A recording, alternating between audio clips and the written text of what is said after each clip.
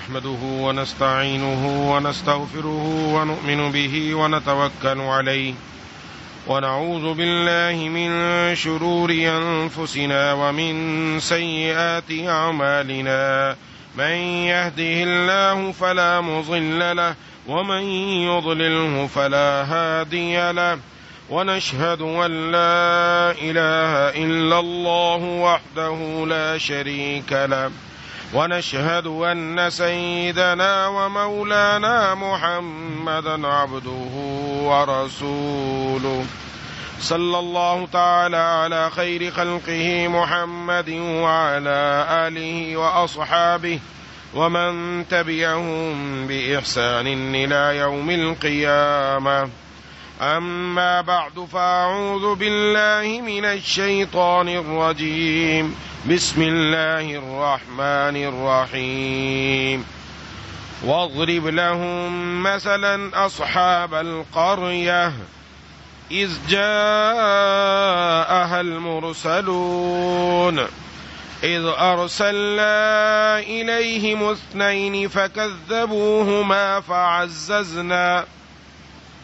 فعززنا ب3 فقالوا إنا إليكم مرسلون قالوا ما أنتم إلا بشر مثلنا وما أنزل الرحمن من شيء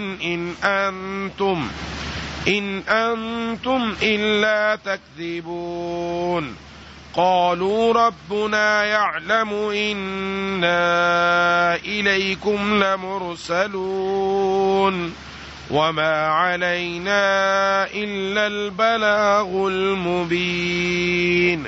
صدق الله العظيم.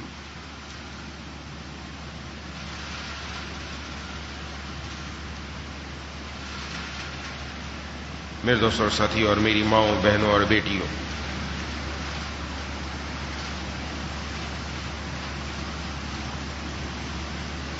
سورہ یاسین کے دوسرے رکوع کی چند آیتیں تلاوت کی ہیں. یہ دوسرا پورا رکوع اللہ تبارک و تعالی نے اس میں ایک قصے کا تذکرہ فرمایا جس میں مؤمنین کے لیے بشارت ہے اور اللہ کے رسولوں کا جو انکار کرنے والے ہیں ان کے لیے سزا ہے. اور پہلے میں یہ عرض کر چکا کہ قرآن کریم کوئی قصے اور کہانیوں کی کتاب نہیں ہے. اللہ تبارک و تعالی نے پہلی قوموں کے اگر کچھ قصوں کا تذکرہ کیا تو وہ ہمیں تنبیہ کرنے کے لیے، سمجھانے کے لیے کہ اللہ تبارک و تعالی نے کسی بستی کی طرف 2 رسول اور پیغمبر بھیجے. اس بستی کو قرآن کریم میں متعین نہیں کیا گیا وہ کون سی جگہ تھی، کوئی بھی بستی تھی. 2 رسول اور پیغمبر بھیجے اور انہوں نے جا کر ان کو اللہ تبارک و تعالی کی طرف بلایا، توحید کی دعوت دی. تو بجائے وہ ان کی بات ماننے کے ان کے در پہ ہو گئے. اللہ تبارک و تعالی نے ان 2 کے بعد ان کی مزید تائید کے لیے ایک تیسرے رسول بھیجے. ان سب نے جا کر اللہ تبارک و تعالی کی وحدانیت بیان کی. وہ قوم ایسی تھی کہ جو مانتی تو کیا، انہوں نے کہا کہ تم لوگ نعوذ باللہ منحوس ہو. اس کے اوپر کچھ بات عرض کروں گا میں. اور اگر تم لوگ باز نہ آئے تو ہم تمہیں پتھر مار مار کے تمہارا کام ختم کر دیں گے. انبیاء علیہم السلام کو دھمکی دی، پیغمبروں کو دھمکی دی. ان پیغمبروں نے کہا کہ ہم اللہ ہی کی طرف سے رسول بنا کر بھیجے گئے ہیں اور نحوست ہماری وجہ سے نہیں، خود تمہاری اپنی زندگی کے اندر ہے، تمہاری بد اعمالیوں کی وجہ سے ہے. یہ حضرات جب آئے تھے تو یہاں کا ایک بندہ مسلمان ہو گیا تھا، یعنی وہ اس وقت کے جو پیغمبر آئے ان کی بات مانی، اللہ تبارک و تعالیٰ کی وحدانیت پر ایمان لے آیا۔ حبیب نجار ان کا نام بتایا جاتا ہے، اگرچہ یہ بات بھی مضبوط نہیں ہے، اور وہ اس بستی کے ایک کونے میں اپنی عبادت میں مصروف رہے۔ جیسے ہی یہ پیغمبر آئے تھے انہوں نے ان کی بات سنی اور اللہ تبارک و تعالیٰ پر ایمان لا کر، اس رسولوں پر ایمان لا کر عبادت میں مشغول ہو گئے۔ ان کو جب پتہ چلا کہ میری قوم کے لوگ اس طرح کر رہے اور رسولوں کا مقابلہ کر رہے، تو وہاں سے وہ دوڑتے ہوئے آئے اور آ کر انہوں نے بھی اپنی قوم کو سمجھایا،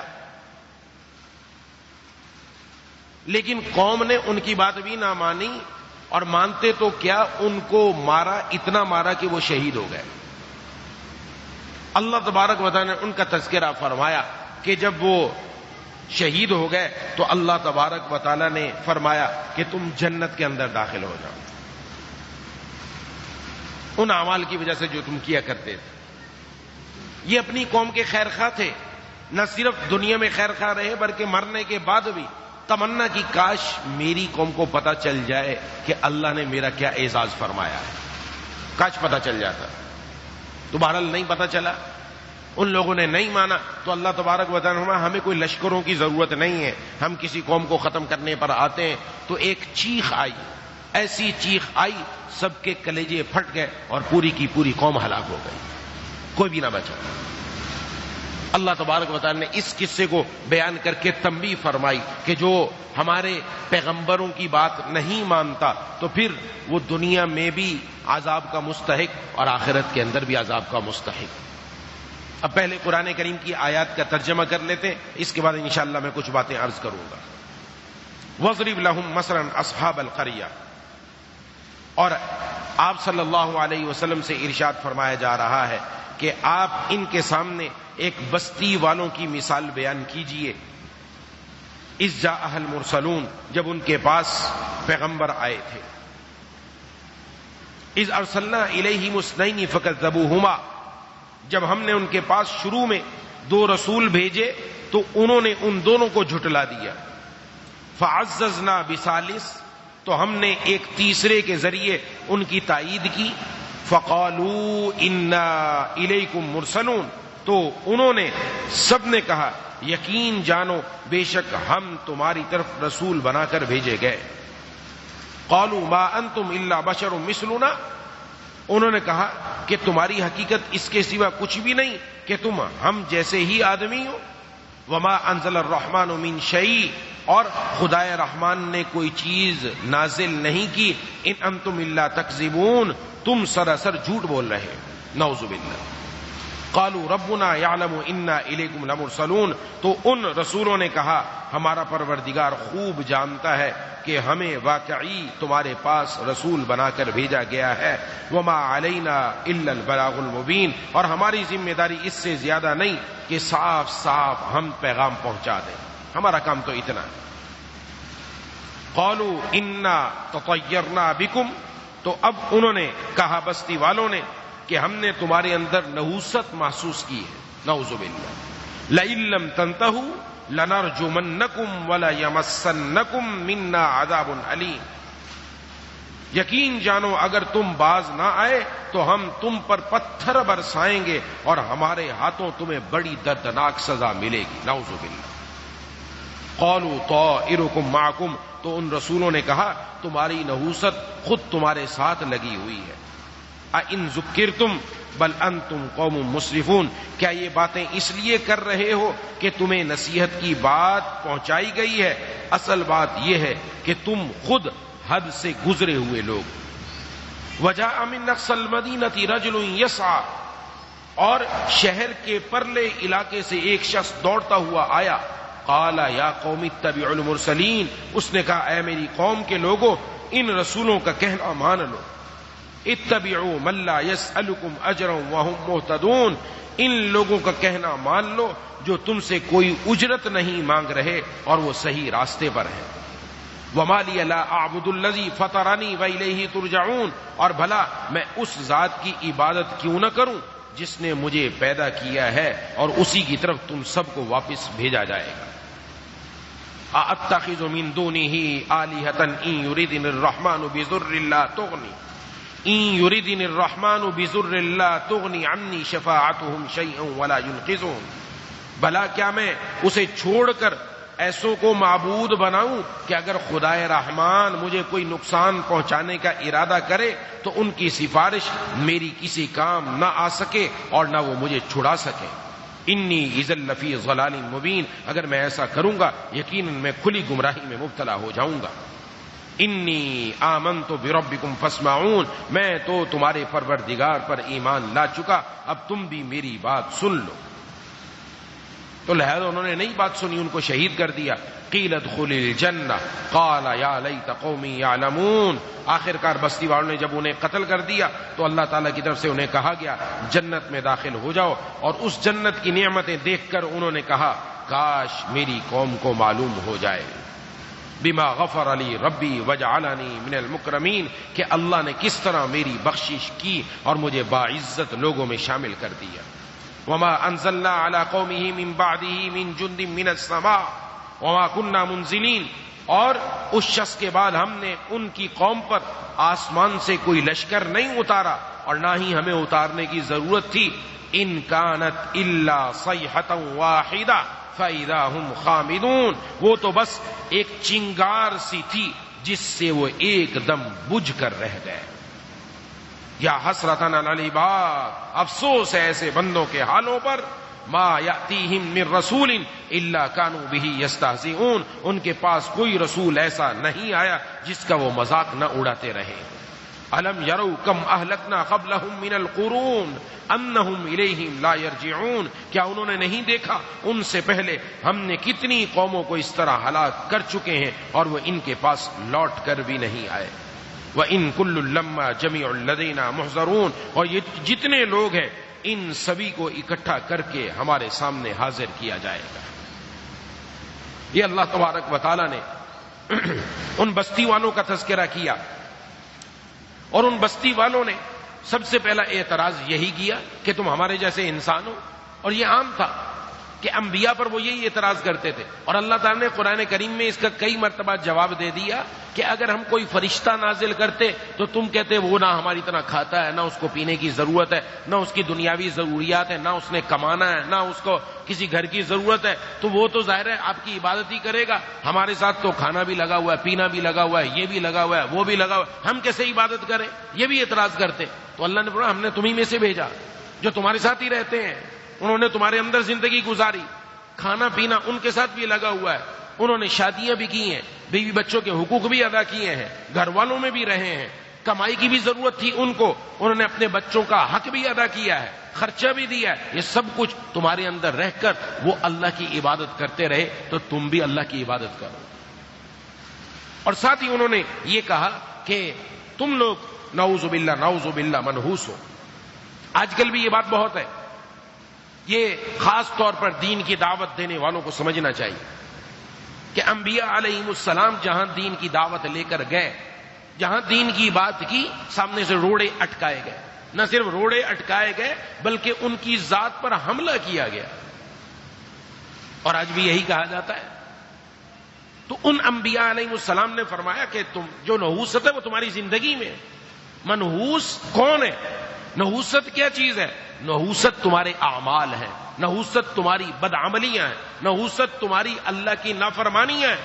اس نافرمانی کی وجہ سے تمہاری زندگی میں نحوست آئی اور اس کی طرف لوگوں کی نظر نہیں جاتی، اور آج بھی یہی مسئلہ ہے کہ کوئی کام کر لیا، کوئی گھر میں کوئی بات ہو گئی، شادیاں کی کہ یہ لڑکی منحوس ہے، اس کی وجہ سے نحوست آ گئی ہمارے گھر میں۔ یہ نہیں دیکھا اس شادی کے کرتے ہوئے گھر کے اندر رڈیوں کو نچوایا گیا، اللہ کی نافرمانیاں کروائی گئی، علل اعلان بابانگے دوہل، رب تعالیٰ کی زمین کے اوپر رب تعالیٰ کے دی ہوئی نعمتوں کو استعمال کر کے اللہ کی علل اعلان بغاوت کی گئی۔ یہ نہیں دیکھا گیا؟ ساری ساری رات وہ راتیں جو رب کے سامنے جھکنے میں گزرتی، سامنے لا کر گانے اور بجانے والوں کو لا کر کھڑا کر کے وہ تہجد کے ٹائم میں 3-4 بجے آ کر گانے گائے گئے اور ناچ گانا کیا گیا، جس میں مخلوط محفلیں ہوئی، وہ نظر نہیں آئی، وہ اپنی بدعملی کی طرف توجہ نہیں گئی، نظر یہ جاتی ہے نحوست کسی اور طرف سے نہیں آئی ہے، حالانکہ نحوست وہ اس بدعملی، اللہ کی نافرمانی اور ببانگ دہل رب کی بغاوت کی وجہ سے آئی تھی۔ یاد رکھنا چاہیے، اور آج اس طرف نظر نہیں ہے۔ اسی لیے تو انہوں نے یہ کہا کہ جو ایمان لائے تھے حبیب نجات، کہ کاش میری قوم کو پتہ چل جاتا رب تعالیٰ نے میرا کیا اعزاز و اکرام کیا، آج جنت آنکھوں سے اوجھل ہے، اس لیے ہمیں اندازہ نہیں ہوتا، ورنہ پتہ چل جائے تو ہر ایک عبادت گزار بن جائے۔ یہی تو امتحان ہے، یہی تو آزمائش ہے، یہی تو ہمارا امتحان لیا جا رہا ہے کہ اس دنیا میں رہ کر، دنیا کی زندگی میں رہ کر کون میرا بنتا ہے اور کون شیطان کی پیروی کرتا ہے، کون رحمان کے حکموں پر چلتا ہے اور کون اللہ تعالیٰ کی نافرمانیوں کی طرف جاتا ہے۔ یہی تو میرا اور آپ کا امتحان ہے، ورنہ تو سب کھل کر سامنے آ جائے تو پھر تو ہر ایک اللہ کی عبادت میں لگ جائے۔ اس لیے اس بات کی طرف بڑی توجہ کی ضرورت۔ اور یہ نحوست ایسی ہوتی ہے، نحوست جیسے نیکی کا اثر نسلوں تک چلتا ہے، 7 پشتوں تک چلتا ہے، کہ کسی نے آباء و اجداد میں 7ویں پشت پر کسی نے اللہ کی ایسی عبادت کی کہ 7ویں پشت میں اللہ نے اس کے ولی اللہ پیدا فرما دیا، مفسر قرآن پیدا فرما دیا، عالم پیدا کر دیا، حافظ قرآن پیدا کر دیا، آگے نسلوں تک نیکیاں چلتی ہیں۔ سورہ کہف کے اندر ہم تذکرہ پڑھ کے آ چکے کہ حضرت موسیٰ علیہ السلام اور حضرت خضر جب دونوں کسی بستی میں گئے تھے، جنہوں نے ان کی مہمان نوازی نہیں کی، وہاں دیوار گرنے والی تھی تو اس دیوار کو تعمیر کیا، تو حضرت موسیٰ علیہ السلام نے وہاں بھی اعتراض کیا تھا، آپ نے دیوار کو کیوں تعمیر کیا ہے؟ ان لوگوں نے تو ہماری مہمان نوازی نہیں کی، اگر تعمیر ہی کرنا تھا کچھ پیسوں کے عوض میں کر لیتے۔ تو انہوں نے فرمایا کہ یہ اس دیوار کے نیچے ایک خزانہ مدفون ہے جو یتیم بچوں کا ہے، ابھی وہ بڑے نہیں ہوئے، اگر یہ دیوار گر گئی تو وہ خزانہ غیروں کے ہاتھ لگ جائے گا۔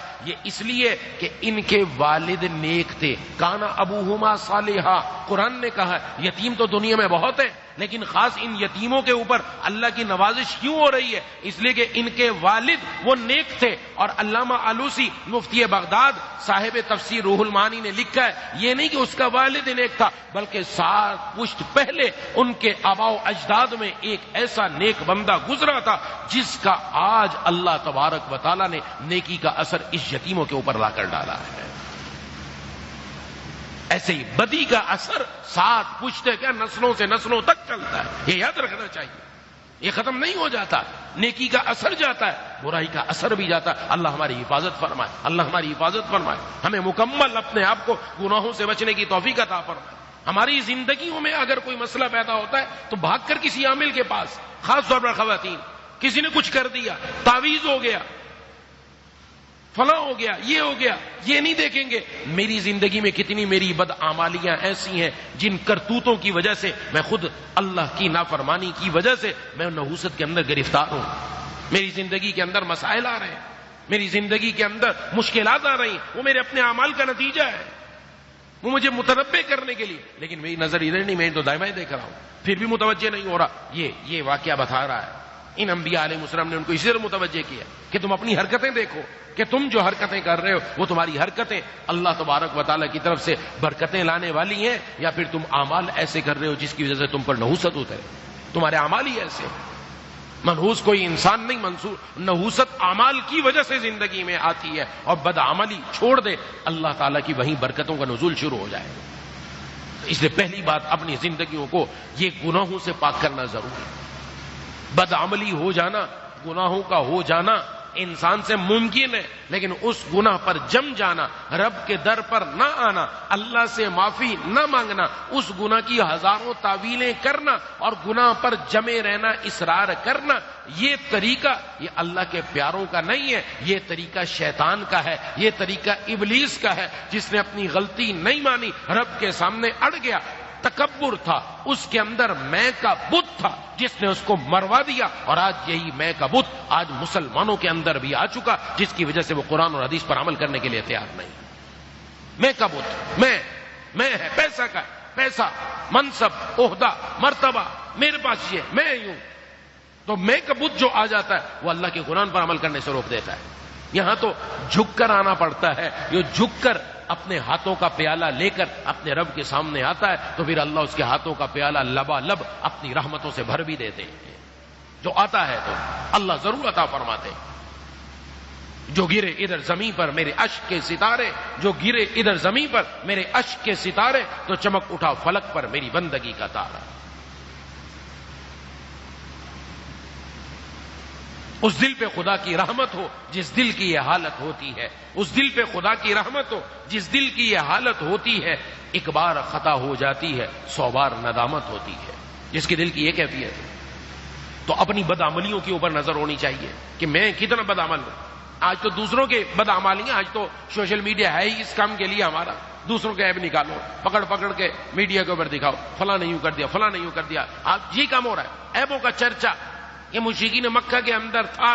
جناب نبی کریم صلی اللہ علیہ وسلم نے آ کر ان کا ذوق بدلا. جو آپ پر ایمان لائے حضرات صحابہ کرام رضوان اللہ علیہم اجمعین، یہ پھر دوسروں کی پردہ پوشی کرنے والے ہو گئے، دوسروں کے عیوب کو چھپانے والے ہو گئے. کوئی کسی کا عیب ظاہر کرنے والا نہیں تھا، چھپا کر رکھا کرتا تھا کسی کے بارے میں کچھ اطلاع آ جائے. لیکن آج وہی حالت ہمارے اندر آ چکی. ہم نے اپنے گھروں کے اندر ایسی تربیت دی ہے، ہمارے چھوٹے چھوٹے بچے کو پتا ہے کس سے بات کرنی ہے، کس سے بات نہیں کرنی، کس سے کیسے بات کرنی ہے، کس سے زیادہ ملنا ہے، کس سے کم ملنا ہے، کس کے پاس جا کر تحفہ دینا ہے، کس کو تحفہ نہیں دینا، اور کس سے ایسا کیوں کرنا ہے. ایک ایک بچے کے دل میں وہی زہر ہم انڈیلتے چلے جا رہے ہیں. گھروں کی کیفیت یہ، وہ کیا وجہ ہے؟ بدعملی. اللہ کے سامنے سچی توبہ کرنے کی ضرورت ہے کہ رب تعالیٰ کے سامنے آ کر اپنے گناہوں کی معافی مانگی جائے. تو بہرحال جب ان کو پتا چلا حبیب نجار کو، تو وہ بھی آئے اور آ کر اپنی قوم کو انہوں نے بلایا اور انہوں نے بھی کہا کہ تم ان رسولوں کے پیچھے کیوں ہو؟ تمہیں تو اس اللہ تبارک و تعالیٰ کی عبادت کرنی چاہیے کہ جس نے ہمیں بنایا. اس نے خود کہا میں کیوں نہ عبادت کروں اس اللہ کی جس نے مجھے بنایا. یہاں صرف اتنی بات نہیں کہ بنایا بس بات ختم ہو گئی. اللہ نے پیدا کیا، ہمیں حسین صورت سے نوازا، حسین صورت سے نوازا. ایک ہاتھ لمبا ہوتا ہے، ایک چھوٹا ہوتا، ایک ٹانگ لمبی ہوتی، ایک چھوٹی ہوتی. دانت بھی انسان کے بالوں کی طرح بڑھنے لگ جاتے. کیا کرتا انسان؟ تھا اس کے پاس کچھ؟ پلکیں بڑھنے لگ جاتی تو کیا کرتا؟ رب تعالیٰ نے کس خوبصورت شکل میں بنایا. آنکھیں جہاں ہونی چاہیے وہی رکھی، ناک منہ جو اللہ تعالیٰ نے ایک انسان کی شکل بنائی اس سے ہٹ کر ہوتی تو وہ اچھا نہ لگتا. لیکن اللہ تبارک و تعالیٰ نے کیا خوبصورت انسان کی تخلیق فرمائی ہے. معمولی بات ہے. ما غرک بربک کریم، تجھے کس چیز نے اپنے کریم رب کے ساتھ دھوکے میں ڈال رکھا ہے؟ تو کیوں دھوکے میں پڑا ہوا ہے؟ وہ رب اتنا مہربان، اتنا کریم، اتنے محبت کرنے والا، تجھے دھوکے میں کس نے ڈالا ہے؟ دھوکے میں یہی ڈالا ہے کہ اس نے ہمیں مہلت دے رکھی ہے. ہم اس مہلت سے ناجائز فائدہ اٹھا کر ہم اور زیادہ اللہ کی نافرمانی کے اندر جا رہے ہیں. تو یہ معمولی بات نہیں کہ صرف فتح رنی کا تذکرہ ہوا اور ساتھ ہی یہ کہا بنایا اس نے، بھیجا اس نے، اور واپس بھی اسی کے پاس جانا ہے. یعنی دنیا میں آئے اللہ کی مرضی سے، دنیا سے جائیں گے اس کی مرضی سے. آنے میں بھی اپنی مرضی نہیں، جانے میں بھی اپنی مرضی نہیں، تو پھر درمیان والی زندگی بھی تو اسی کی مرضی کے مطابق گزارو. وہ اپنی مرضی کے مطابق کیوں گزار رہے ہو؟ اس طرح متوجہ کر دیا کہ مالی اللہ عبد اللہ فطرنی ویلیہ ترجعون. آنے کا بھی تذکرہ، جانے کا بھی تذکرہ. آنے والا بھی اپنی مرضی سے نہیں آتا، جانے والا بھی اپنی مرضی سے نہیں جاتا. جس نے آنا ہے وہ آ کر رہے گا، اور جس نے جانا ہے ہزاروں ڈاکٹر بیٹھ جائیں لیکن کوئی اس کو روک نہیں سکتا. جب اس کا وقت آ گیا لا یستأخرون ساعۃ ولا یستقدمون. تو جب اس کے سامنے ہی جانا ہے تو پھر کیوں نہ اسی اللہ کی عبادت کریں، اسی پروردگار کی عبادت کریں. جب بندہ اللہ کی نعمتوں کو سوچتا ہے تو پھر دل نرم ہوتا ہے، اور جس کی نعمتیں زیادہ ہوں، احسان زیادہ ہوں تو دل اس کی طرف جھکتا ہے. اور جب دل جھکتا ہے تو پھر اس کا دل کہتا ہے اسی کی بات مانو جس نے ہم پر اتنے بڑے احسانات کیے ہیں. آج دنیا میں یہی ہے کہ دنیا میں آپ کسی کے اوپر احسان کر دیں، کسی پر چھوٹا سا احسان کر دیں، آپ کچھ اس کو بات کہیں فوراً کام کرنے کے لیے تیار ہو جائے گا، فوراً آپ کی بات ماننے کے لیے تیار ہو جائے گا. احسان ماننے والے ایسے ہوتے ہیں، احسان فراموش نہیں ہوتے. آج انسان اپنے رب کا احسان فراموش ہے کہ اللہ کی نعمتیں صبح سے شام تک ہم پر بارش کی طرح آ رہی ہیں، بارش کی قطروں کی طرح، ایک نعمت کے بعد دوسری، دوسری کے بعد تیسری، نعمتوں میں نہائے ہوئے، پھر بھی اللہ کی نافرمانی زندگی سے نہیں جا رہی. اس نے واضح کر دیا کہ آنے میں بھی اپنی مرضی نہیں، جانے میں بھی نہیں، اور جانا بھی ضرور ہے، اور پھر اسی اللہ تبارک و تعالیٰ کے سامنے جب جائیں گے تو نہ وہاں کوئی سفارش کرنے والا ہوگا اور نہ وہاں کوئی اللہ کے عذاب سے بچانے والا، وہاں تو ایک ہی ہے۔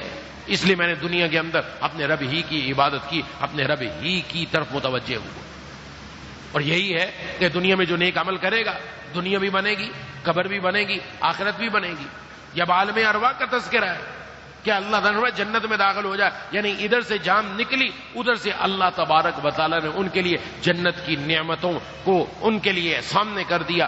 اب وہ اگر قبر میں ہے، جیسے حدیث میں آتا ہے نیک بندہ جب قبر میں جاتا ہے تو قبر اس کے لیے کشادہ ہو جاتی ہے اور اس کو کہتی ہے تیرا آنا مبارک ہو، تو زمین پر چلنے والے لوگوں میں سب سے زیادہ مجھے پسند تھا، اب دیکھ میں تیرے ساتھ کیا کرتی ہوں۔ حد نگاہ تک کشادہ ہو جاتی ہے، جہاں تک نظر جائے بظاہر چھوٹا سا گڑھا ہے لیکن اس کو لگتا ہے بہت دور تک پھیلی ہوئی ہے، جہاں تک اس کی نظر جاتی ہے رب تعالیٰ کی طرف سے حکم ہوتا ہے میرے بندے نے تمام سوالوں کا صحیح جواب دیا، اس کے لیے جنت کا فرش بچھا دیا جائے، جنت کا لباس پہنا دیا جائے، اور جنت کی طرف سے ایک کھڑکی کھول دی جائے کہ جنت کی ہوائیں ابھی سے اس کو آنا شروع ہو جائیں۔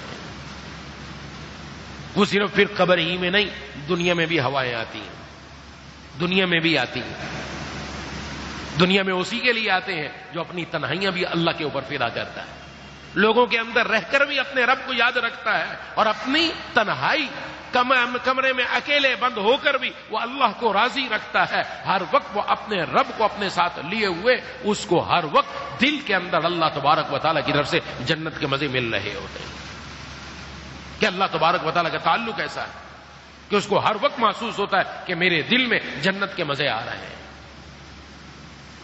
تو اس لیے اس طرح متوجہ ہونے کی ضرورت ہے، اپنی زندگیوں کو بدلے، اور ہر ایک کو اللہ اس کے مطابق جزا عطا فرماتے ہیں، جو جتنا زیادہ اللہ کی عبادت کرے گا، جس کی جس قدر قربانی اللہ کی اس پر اسی قدر مہربانی۔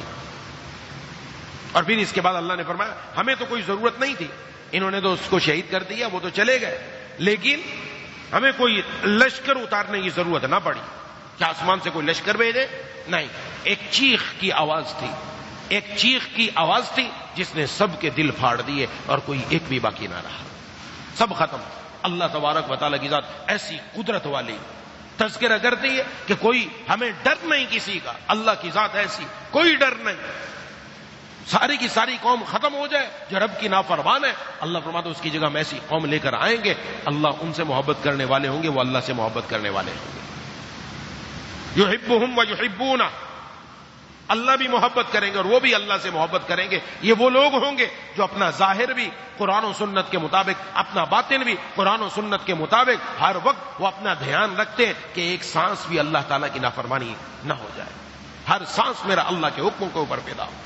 اپنی طرف سے کوشش تو کرنی چاہیے، جو جتنی کوشش کرتا ہے اللہ ویسی مہربانی فرماتے ہیں، اللہ تبارک و تعالیٰ کی ویسی ہی کرم نوازی ہوتی ہے، ویسے ہی اللہ تبارک و تعالیٰ اس بندے کو نوازتے ہیں۔ اور یہ یاد رکھے دنیا ہاتھ سے نہیں چھوٹے گی، یہ بار بار اس لیے عرض کرتا ہوں، آج مادیت کا ہم پر بہت بڑا حملہ ہے کہ پیسہ ہوگا، دنیا ہوگی، کاروبار ہوگا تو تم کچھ کر سکو گے، ورنہ تمہارے پاس کچھ نہیں۔ ذرا قرآن کریم کے ساتھ، اللہ تبارک و تعالیٰ کے اس کلام کے ساتھ اپنے آپ کو جوڑ کر دیکھیے، اپنے رب سے اپنا تعلق درست کر کے دیکھیے، اپنے رب کو منا کر دیکھیے۔ اللہ تبارک و تعالیٰ کو ان چیزوں کی ضرورت نہیں، اور جو اللہ سے جڑ جاتا ہے وہ بھی ان سے مستغنی، اللہ پھر اس کو جھونپڑے کے اندر بھی وہ نعمتیں عطا فرماتے ہیں جو بادشاہوں کو اپنے محلات میں بھی نہیں ملتی۔ میرے حضرت والا فرمایا کرتے تھے شاہوں کے سروں میں تاج گراں سے درد سا اکثر رہتا ہے، اور اہل صفا کے سینوں میں ایک نور کا دریا بہتا ہے۔ جو بادشاہ بنے ہوئے سر کے اوپر انہوں نے جو تاج رکھا، اس تاج کی وجہ سے بھی ان کو سر میں گرانی معلوم ہوتی ہے، درد معلوم ہوتا ہے، اور جو اللہ والے ہیں ان کے سینوں میں ہر وقت ایک نور کا دریا چل رہا ہوتا ہے، اس کی کسی کو خبر نہیں۔ یہ کب ملتا ہے؟ جب بندہ اپنے آپ کو اللہ پر فدا کرتا ہے، جب بندہ فداکاری دکھاتا ہے، جب بندہ اللہ تبارک و تعالیٰ کے حکموں پر چلنے کی کوشش کرتا ہے۔ اسے چلتے رہنا ہے، چلتے رہنا ہے، گر جائے پھر اٹھ جائے، پھر اٹھ کر رب کو منا لے، پھر گر گیا پھر منا لے، بس زندگی اسی کا نام ہے۔ توابین میں اپنے آپ کو شامل کر لو، خوب خوب توبہ کرنے والوں میں، بار بار توبہ کرنے والوں میں۔ جو ان میں آ گیا وہ بھی یقیناً اللہ کا پیارا بن گیا، وہ بھی یقیناً کامیاب ہو گیا، اس کی دنیا بھی سنور گئی، قبر بھی سنور گئی اور آخرت بھی سنور گئی۔ اس لیے یہ پیغام ہے. اس لیے اللہ تبارک و تعالی نے ارشاد میں افسوس ہے بندوں پر، ان کے پاس کتنے رسول آئے، جو بھی آیا، جو بھی دین کی طرف بلانے والا آیا، انہوں نے اس کا مذاق اڑایا. اور آج بھی بہت سارے لوگ مذاق اڑاتے ہیں، یہ ٹوپی والے، یہ داڑھی والے. آج سوشل میڈیا پر ایک طوفان بدتمیزی ہے. داڑھی والا اور ٹوپی والا سب کے سامنے نظروں میں وہ ان کے اچھا معلوم نہیں ہوتا، بلکہ وہ ان کی نظروں میں اٹکتا ہے. ایک پوری دنیا کے اندر فضا قائم کی جا رہی ہے، اس داڑھی اور ٹوپی سے نفرت کرا دی جائے. اور یہ داڑھی کس کی سنت ہے؟ ہمارے محبوب کا طریقہ ہے. وہ اپنے غیروں کے ادوار، اور وہ ایسے ہی رہا ہے. ہماری بچیوں کو وہی پسند ہے، ایسے ہی افراد جن کے چہروں پر یہ سنت رسول نہ ہونا ہو. ہم نے گھروں کا ماحول کیسا بنا لیا، کتنے ایسے واقعات ہیں. وہ ایک الگ ہے اپنی جگہ پر. وجہ کیا کہ کفر پوری طریقے سے دجالیت ہمارے سروں پر منڈلا رہی ہے پورے طریقے سے، اور حملہ آور ہے دائیں سے بھی، بائیں سے بھی، آگے سے بھی، پیچھے سے بھی. اس وقت اپنا ایمان بچا بچا کر اپنے ساتھ قبر میں لے جانے والا سب سے بڑا نیک بخت انسان ہے. اس لیے اللہ تبارک و تعالیٰ سے مانگنا چاہیے، اللہ تبارک و تعالیٰ سے مانگنا چاہیے وہ دعا جو جناب نبی کریم صلی اللہ علیہ وسلم نے تلقین فرمائی. بڑی زبردست دعا، اللہم اصلح لی، اے اللہ میرا دین سنوار دیجیے. اللہم اصلح لی دینی الذی ہوا عصمت امری، اے اللہ میرا دین سنوار دیجیے جو میرے تمام معاملے میں حفاظت کرنے والا ہے، ہر کام میں. وہ اصلی لی دنیای التی فیہا معاشی، اور میری دنیا بھی سنوار دیجئے، اس میں میری معیشت ہے، اس میں میں نے رہنا ہے. پہلے دین مانگا پھر دنیا بھی مانگا. وہ اصلی لی آخرتی التی فیہا معادی، اور میری آخرت بھی سنوار دیجئے جس میں میرا ٹھکانہ ہے. تو جب بندہ اللہ سے مانگے گا اللہ ضرور عطا فرمائیں گے.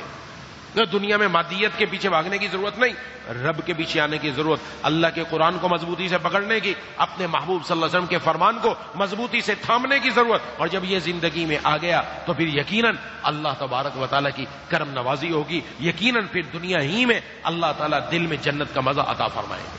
دعا ہے کہ اللہ تبارک و تعالیٰ مجھے اور آپ کو ان باتوں پر عمل کرنے کی توفیق عطا فرمائے. وآخر دعوانا ان الحمدللہ رب العالمین.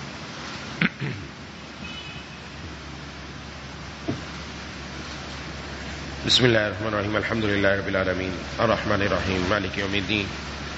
ایاک نعبد و ایاک نستعین. اہدنا الصراط المستقیم صراط الذین انعمت علیہم غیر المغضوب علیہم ولا الضالین. اللهم لك الحمد كالذي تقول وخيرا مما نقول. اللهم لك الحمد حمدا دائما مع دوامك. اللهم لك الحمد حمدا خالدا مع خلودك. لا إله إلا أنت سبحانك إني كنت من الظالمين. لا إله إلا الله وحده لا شريك له أحدا صمدا لم يلد ولم يولد ولم يكن له كفوا أحد.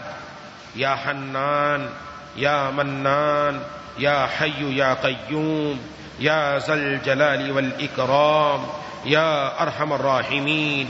يا رب يا رب يا رب. اللهم صل على سيدنا ومولانا محمد وعلى آل سيدنا ومولانا محمد وبارك وسلم. مولا کریم الہ العالمین ارحم الراحمین یا ذا الجلال والاکرام، یا اللہ ہم سب کی حاضری کو اپنی بارگاہ میں قبول و مقبول فرما لیجیے. مولا کریم الہ العالمین ارحم الراحمین یا ذا الجلال والاکرام، یا اللہ قرآن کریم کے حکموں پر ہم سب کو مضبوطی سے چلنے کی توفیق عطا فرما دیجیے. یا اللہ نافرمانی والی زندگی سے ہم سب کی حفاظت فرما. ہمارے اعمال فاسقانہ کو یا اللہ اعمال صالحانہ میں تبدیل فرما دیجیے. یا اللہ مزاج فاسقانہ کو مزاج دوستانہ میں تبدیل فرما دیجیے. قلب سقیم کو قلب سلیم میں بدل دیجیے. مولا کریم الہ العالمین ارحم الراحمین یا ذا الجلال والاکرام ہم سب کے دل کے سیپ میں اپنی محبت کا موتی عطا فرما دیجیے. مولا کریم الہ العالمین ارحم الراحمین ہم سب کو مستجاب الدعوات بنا دیجیے. مولا کریم ہم سب کے دلوں میں اپنے محبوب صلی اللہ علیہ وسلم کی محبت، حضرات صحابہ کرام رضوان اللہ علیہم اجمعین، اہل بیت اور اولیاء اللہ کی محبت پیدا فرما دیجیے. یا اللہ ہم آپ سے آپ ہی کو مانگتے ہیں. یا اللہ اشد محبت ہم سب کو نصیب فرما دیجیے. مولا کریم الہ العالمین اے ارحم الراحمین جتنا مشرق اور مغرب کے درمیان فاصلہ ہے اتنا ہمارے اور گناہوں کے درمیان فاصلہ فرما دیجیے. اللہم انا نسألک الہدی والتقی والعفاف والغنى اللهم إنا نسألك العفو والعافية في الدنيا والآخرة اللهم لا تجعل الدنيا أكبر همنا ولا مبلغ علمنا ولا غاية رغبتنا ولا تسلط علينا من لا يرحمنا اللهم زدنا ولا تنقصنا وأكرمنا ولا تهنا وأعطنا ولا تحرمنا وآثرنا ولا تؤثر علينا وارضنا وارض عنا مولا کریم الہ العالمین اے ارحم الراحمین یا ذا الجلال والاکرام ہمارے والدین، بیوی، بچوں، بہن بھائیوں، دوستوں، احباب کی، تمام رشتہ داروں کی، اہل پاکستان کی، پوری امت مسلمہ کی مغفرت فرما دیجیے، پوری امت کے تمام مسلمانوں کی جان، مال، عزت، آبرو کی حفاظت فرما دیجیے مولا کریم ہم سب کو بار بار حرمین شریفین کی مقبول بادب حاضری کی توفیق عطا فرما مولا کریم ہمارے گھروں میں بھی دین کو زندہ فرما،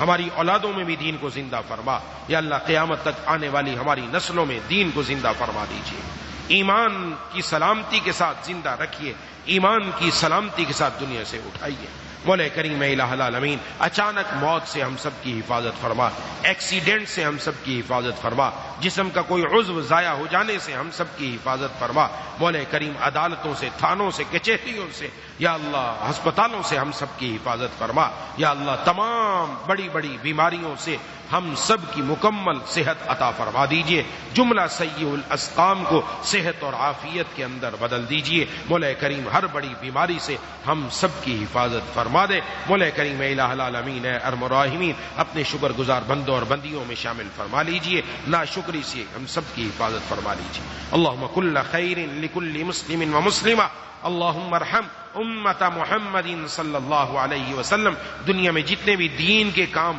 جس انداز میں ہو رہے ہیں سب کو اپنی بارگاہ میں قبول فرما، مجاہدین کی، تبلیغی جماعتوں کی، مدارس کی، مساجد کی، خانقاہوں کی، علماء کی، تمام مسلمانان عالم کی حفاظت فرما، ہمارے تمام اکابرین کی حفاظت فرما، ہمارے تمام اساتذہ کرام کی حفاظت فرما مولا کریم الہ العالمین ان کو صحت کے ساتھ ان کا سایہ تادیر ہمارے سروں پر قائم دائم فرما مولا کریم الہ العالمین اے ارحم الراحمین یا ذا الجلال والاکرام تمام دجالی فتنوں سے ہم سب کی پوری امت کے ایمان کی حفاظت فرما اللہم کل خیر لکل مسلم و مسلمہ اللہم ارنا الحق حقا وارزقنا اتباعہ وارنا الباطل باطلا وارزقنا اجتنابہ ربنا تقبل منا انك انت السميع العليم وتب علينا انك انت التواب الرحيم صلى الله تعالى على خير خلقه محمد وعلى اله واصحابه اجمعين برحمتك يا ارحم الراحمين آمين يا رب العالمين.